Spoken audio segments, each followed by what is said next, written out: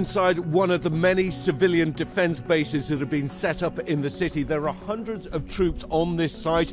I say troops, but 1 week ago they were ordinary citizens with ordinary lives. And I think there's a real sense here that people know that this battle is closing in after one of the bloodiest 24 hours for civilians and soldiers since this conflict began.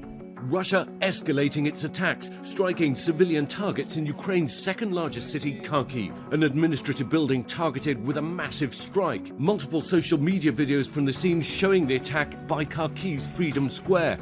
The mayor of the city saying Russians have switched tactics to aerial bombardment after their ground offensive failed. But Ukraine's defense forces striking back. The Ukrainian military posting this video to Twitter, which they say shows their drones hitting Russian vehicles trying to advance on Kyiv. And inside the city, thousands looking to flee before the fighting reaches their homes, but others ready to pick up arms and defend the capital. These latest satellite photos showing a Russian convoy stretching up to 40 miles long, advancing on Kyiv. They continue to want to move on Kyiv, to capture Kyiv, to take Kyiv. And as the battle rages, Ukrainian and Russian delegations meeting for 6 hours on the Belarusian border, unsuccessfully attempting to reach a ceasefire deal, but at least agreeing to meet again in the coming days. But Ukrainian President Zelensky accusing the Russians of negotiating in bad faith, saying fair negotiations can take place when one side doesn't hit the other with rocket missiles during the negotiations.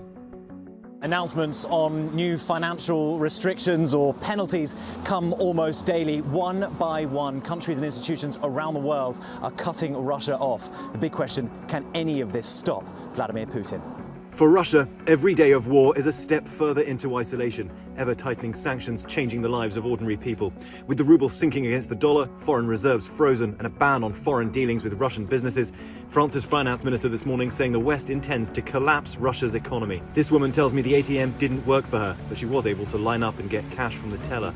Who do you think is to blame for this? Do you think it's Vladimir Putin, or do you think it's us, the West? I support Putin, she says. It's our country. How can I feel otherwise?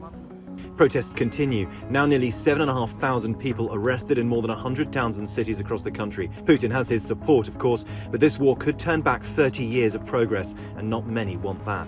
The Russian Tourist Board says 150,000 Russians are now stranded abroad. Their flights cancelled, their bank cards not accepted. What we're dealing with here is a government that's lying to its people, the people starting to figure out that they have been lied to, but because of the repression in Russia, they don't have very many outlets to express their discontent or to do anything about it. On camera Monday, Putin responding to the newly imposed sanctions on Russia, referring to the West as an empire of lies. And this morning, we're also taking a closer look at Putin's state of mind. Photos of him sitting far apart from his other world leaders and even his own top advisors. Few reports that he's remained isolated in recent years and hunkered down during COVID.